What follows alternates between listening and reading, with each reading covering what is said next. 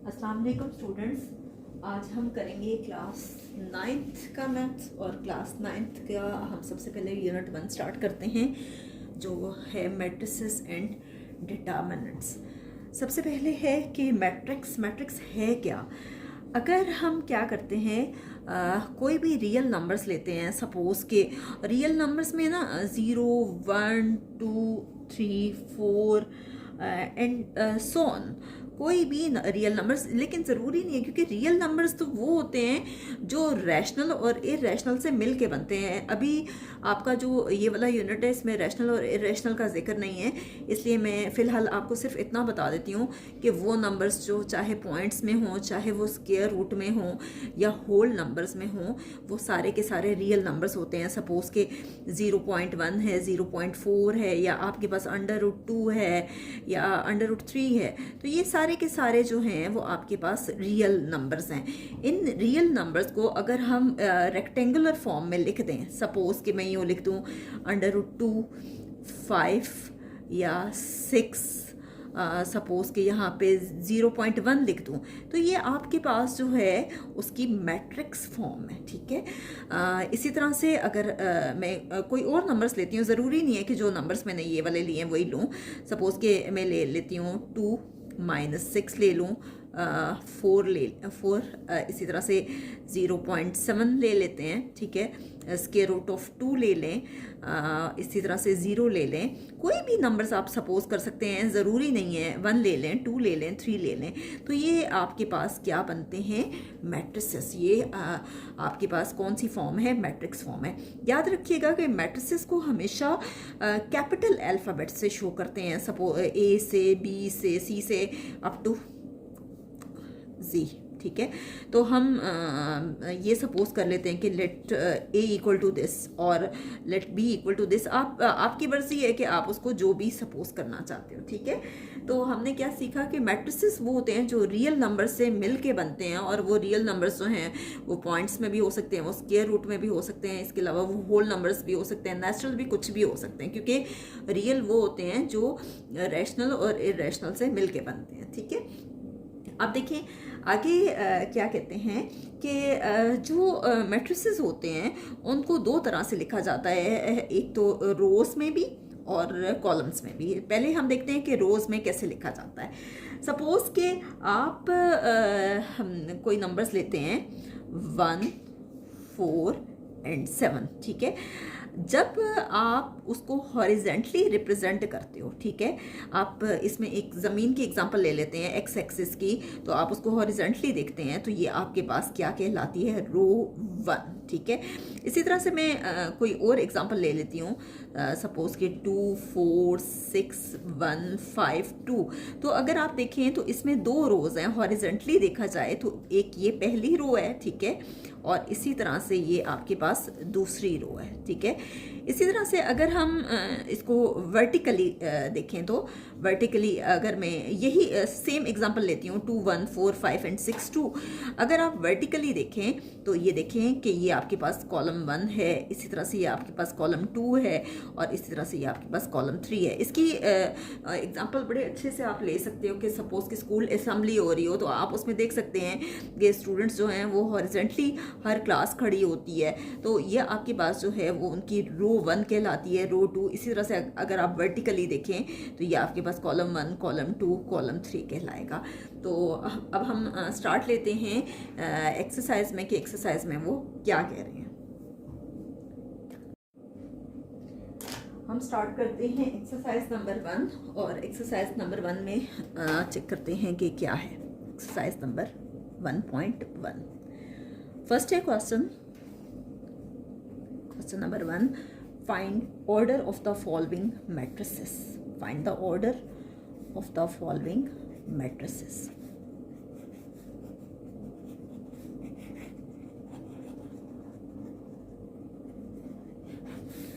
आपको order find करना है। ठीक है, ऑर्डर फाइंड करने के लिए आपको जो फर्स्ट पार्ट उन्होंने दिया हुआ है वो क्या है, a is equal to 2 - 5 3 and 6। ठीक है, अच्छा, ऑर्डर कैसे आता है?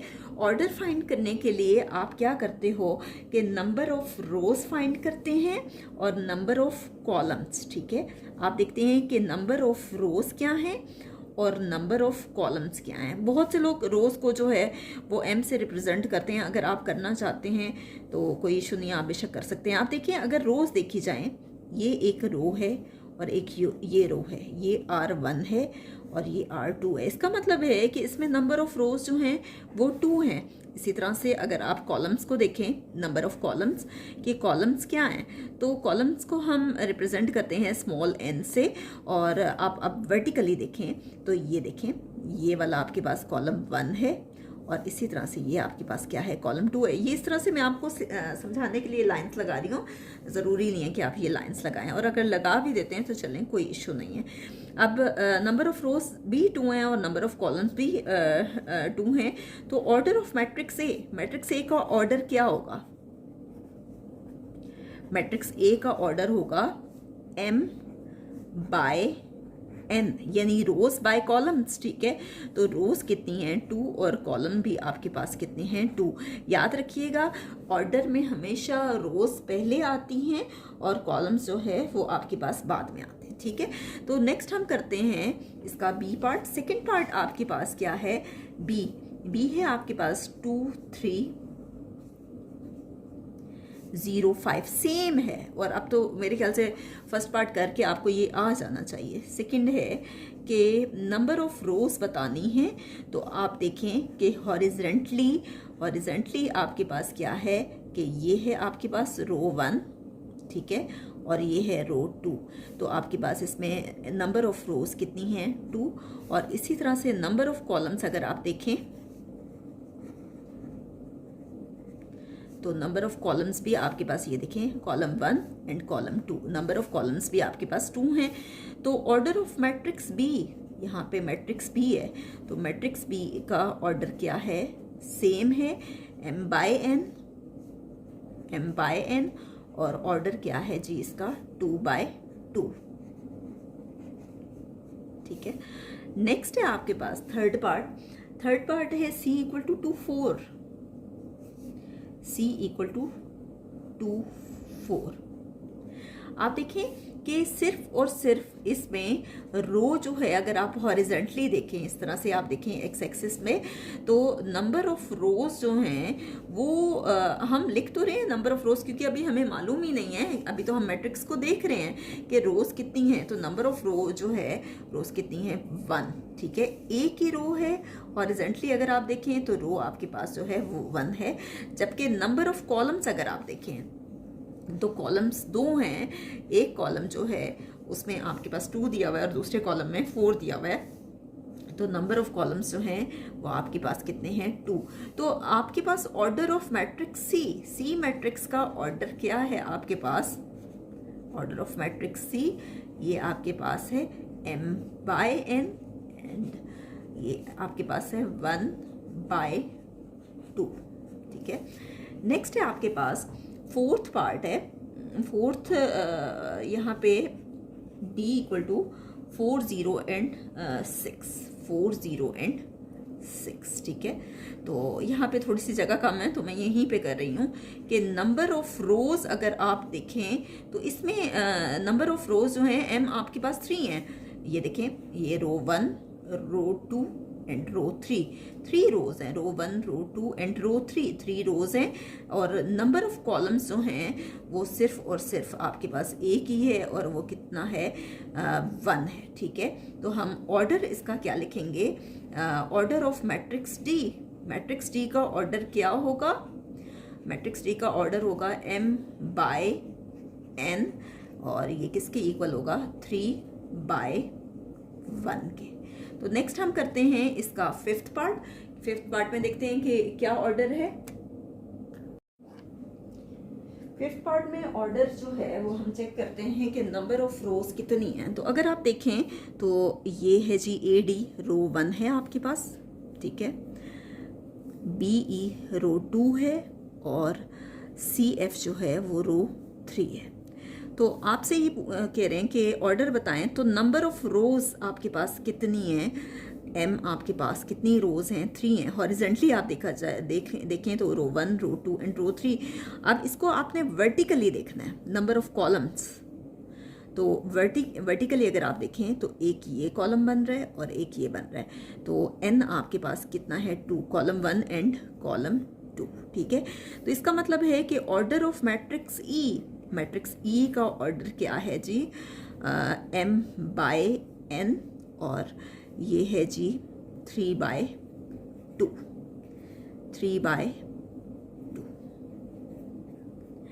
नेक्स्ट है आपके पास 6th पार्ट, और 6th पार्ट है f = 2। सिर्फ एक ही रो है हॉरिजेंटली देखें, और वर्टिकली देखें तो एक ही कॉलम है। ठीक है, तो हम क्या करेंगे इसमें, इसका सॉल्यूशन जब हम करेंगे, हम कैसे करेंगे कि नंबर ऑफ रोज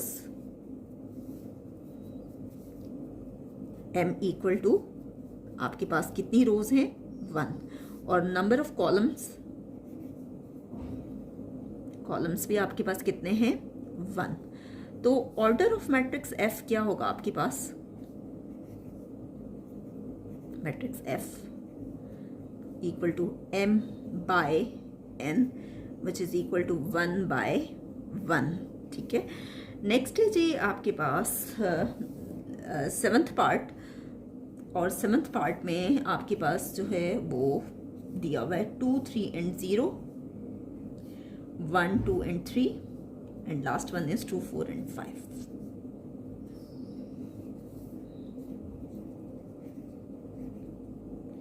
अब देखें इसमें नंबर ऑफ रोज कितनी है, हमें देखने से ही पता चल रहा है कि इसमें 3 रोज हैं। फिर भी मैं आपको ये करके दिखाती हूँ। अब तो आपको आ जाना चाहिए कि ये है जी रो 1, ये है रो 2 और ये है रो 3, R1, R2, R3। ये समझाने के लिए सिर्फ मैं ये लाइंस लगा रही हूँ, आपको बार बार बता रही हूँ कि आप ना लगाते रहना। नंबर ऑफ कॉलम्स कितने हैं जी इसमें, कॉलम 1, कॉलम 2 एंड कॉलम 3। तो कॉलम भी इसमें 3 हैं।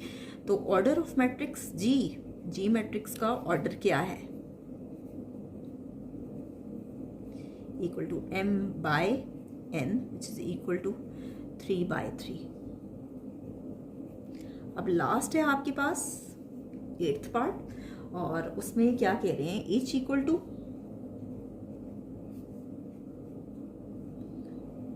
2, 3 एंड 4 है, और 0, 0, 6 है। ठीक है, अगर आप इसमें देखें तो एक रो ये है और एक ये है, रो 1 एंड रो 2।